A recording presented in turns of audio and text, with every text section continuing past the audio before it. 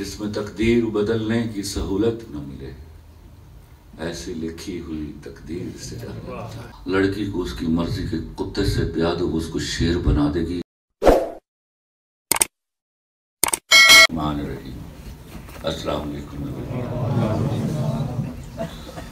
पहले तो आयशा में बहुत खुश हुआ हूँ, शायद सदियों बाद मैंने इतनी अच्छी उर्दू सुनी किसी लड़की।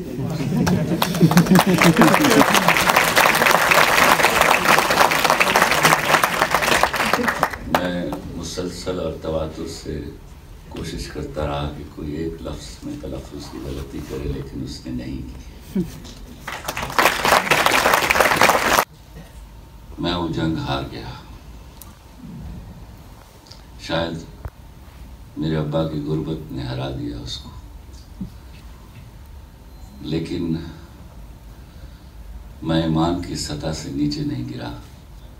मैं जमकर इंतज़ार करता रहा कि वो वक्त आएगा जब मैं दोबारा दीमक ज़दा इस कश्ती को लेकर दोबारा आज़िम सफ़र होऊंगा, और वो वक्त आया। मैं वो निशान छोड़ जाऊंगा जिस पर आप में से कई लोग चल पड़ेंगे, और जब आप चल पड़ेंगे तो ये निशात सानिया का दिन होगा मेरे मुल्क का।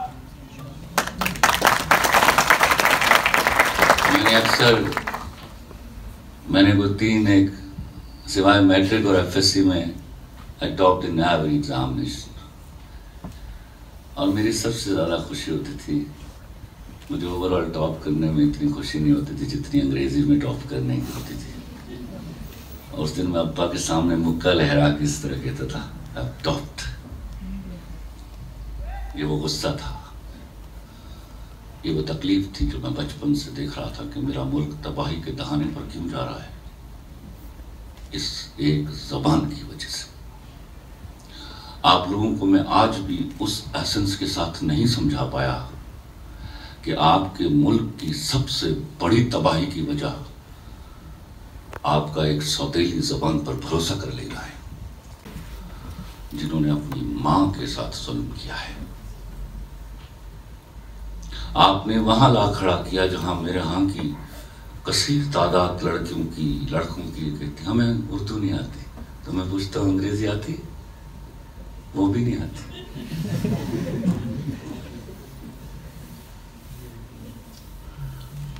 यूएफटी में एक दफा मैं तकरीर कर रहा था, और आपको मैं एक मजे की बात बताऊं, मैंने अंग्रेजी भी हमेशा ग्रामर के साथ बोली है। कहीं भी उर्दू का जुमला बोलते हुए गलती कर जाऊं या अंग्रेजी का, मैं वापस पलट कर दोबारा से ठीक से बोलता हूं उसको। तो मुझे बुलाया हुआ है, मैं मेहमान खुसूसी हूँ, और कंडक्ट हो रहा है प्रोग्राम अंग्रेजी में, और गलत अंग्रेजी बोल रहा है वो। मैंने कहा रुको बेटा, बात सुनो, ये किसने कहा है तुम्हें अंग्रेजी में कंडक्ट करो? Sir I have been given instructions. मैंने कहा तुम्हें साथ ये भी इंस्ट्रक्शन दी गई कि गलत अंग्रेजी बोलो? तो रुक जाओ जरा, माइक मुझे दो। कोई 800-900 स्टूडेंट बैठे हुए थे। मैंने कहा आप में से कितने लोग हैं जिनको जो अंग्रेजी में एमफिल और पीएचडी कर रहे हैं? तो let me tell you, if say for example 150 people raised their hands, among them there were more than 100 girls. तो मैंने कहा आती है अंग्रेजी? खामोशी छा गई। मैंने कहा मैंने बड़ा आसान सवाल पूछा, अंग्रेजी आती है? तो एक बात सुनाई दी, जी आती है। फिर एक 10-20 आवाज़ें शामिल हुई, जी आती है। मैंने कहा चलो अब सब के सब कलमा पढ़ो और मुझे बताओ कभी अंग्रेजी में ख्वाब देखा है? तो जब तक आपको अंग्रेजी में ख्वाब नहीं आएगा, मत मानिएगा आपको अंग्रेजी आ गई है।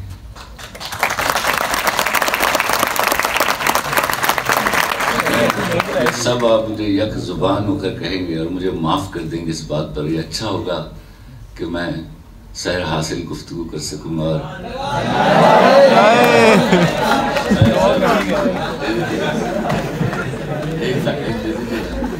बहुत माफ़ी के साथ, बल्कि जिनको इस बात पे खफा हूँ, मुझे दुआ दिया करें कि अल्लाह करे मैं इसके बगैर भी चल सकूँ।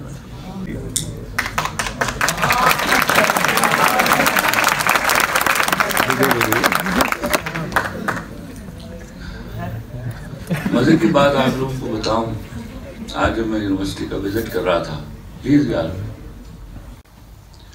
जिस दिन वो मारवी सरमत नाम के एक मखलूक से मेरी मुठभेड़ हुई,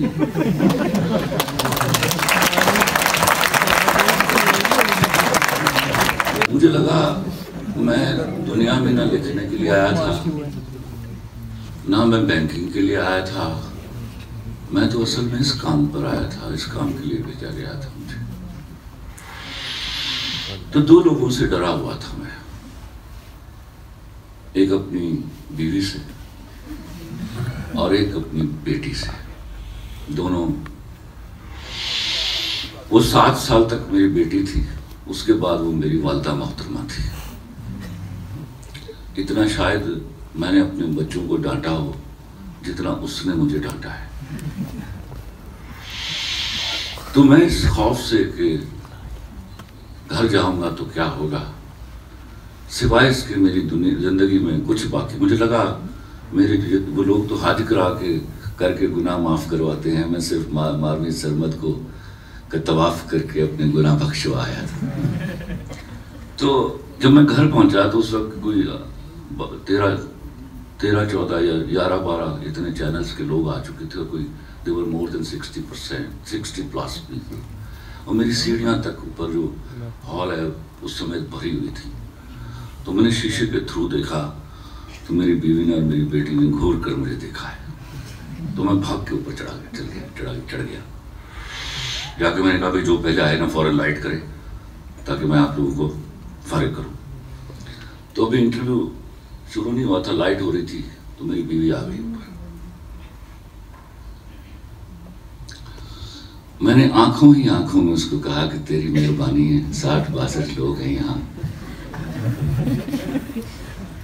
और बड़ा ही एक तरला था मेरी आंखों में कि अल्लाह के वास्ते यहाँ मेरी बेइज्जती ना करना। लेकिन नहीं, उस दिन मुझे उसने बताया कि मैं औरत को मानता क्यों। उसने कहा सुनो खलील रहमान कमर, तुम जैसे गुनहगार आदमी को अल्लाह ने किसी काम के लिए चुन लिया है। उसने कहा सुनो खलील रहमान कमर, तुम जैसे गुनहगार आदमी को अल्लाह ने किसी काम के लिए चुन लिया है, उसका बड़ापन इससे आगे शुरू होगा। अब पीठ मोड़ के वापस ना आना, मैं भूख भी बर्दाश्त कर लूंगी।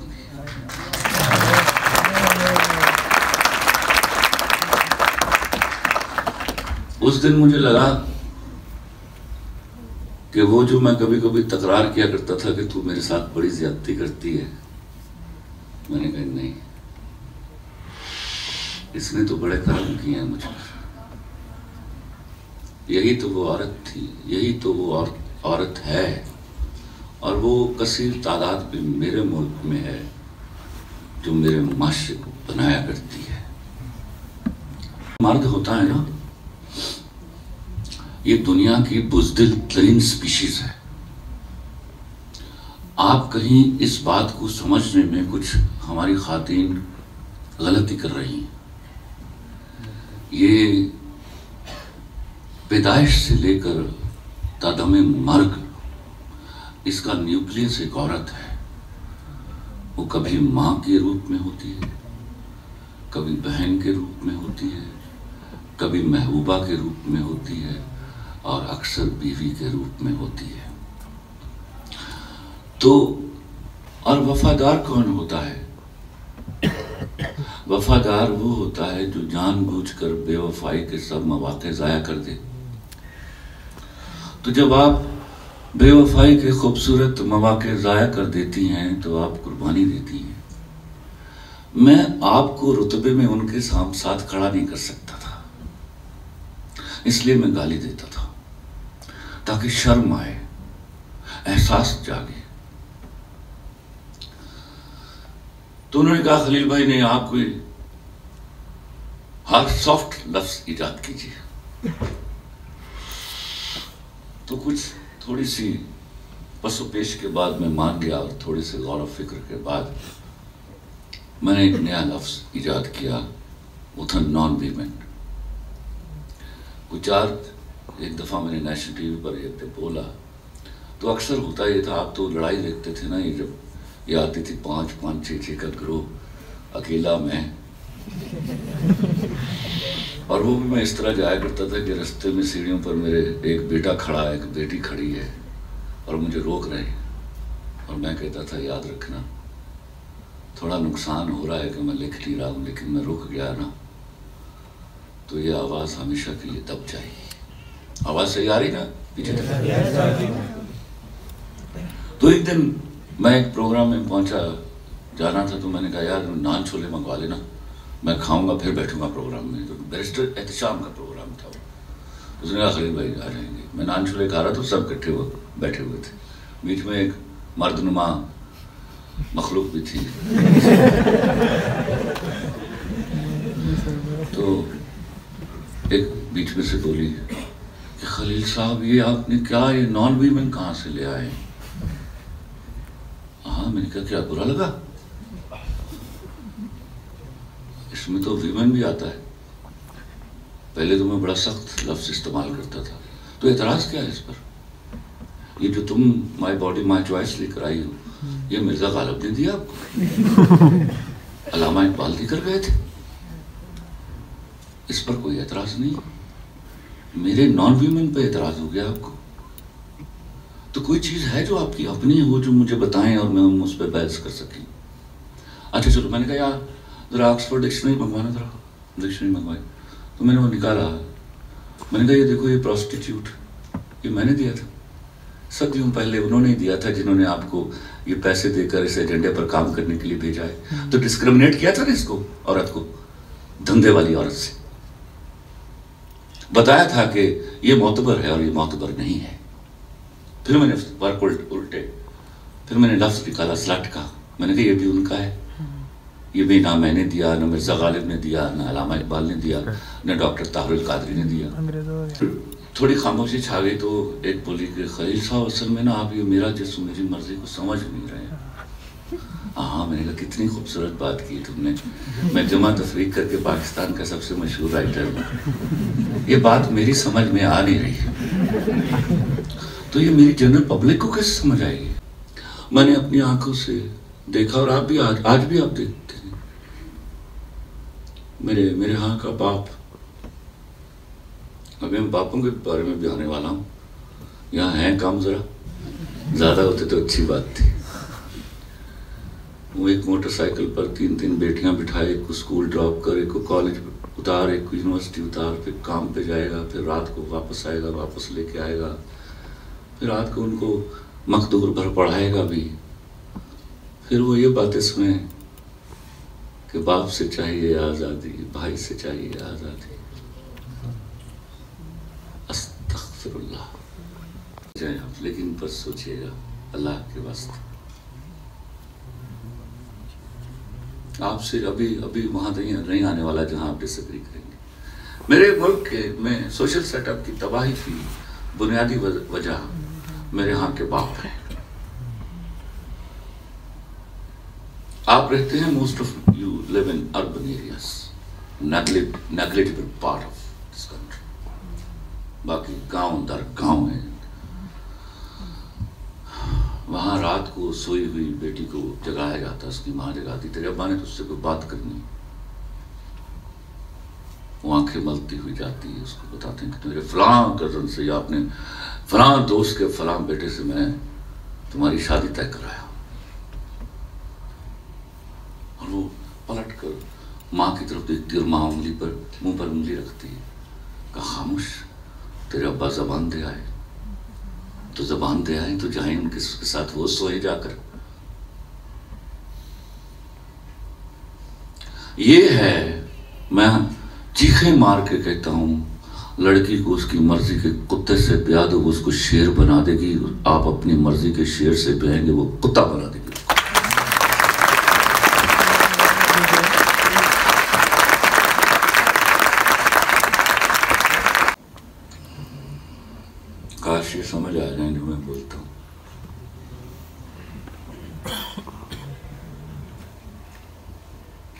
जैसे हर जहन को जंजीर से डर लगता है,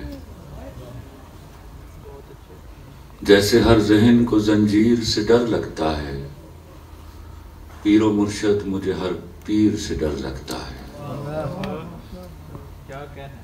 जैसे हर जहन को जंजीर से डर लगता है,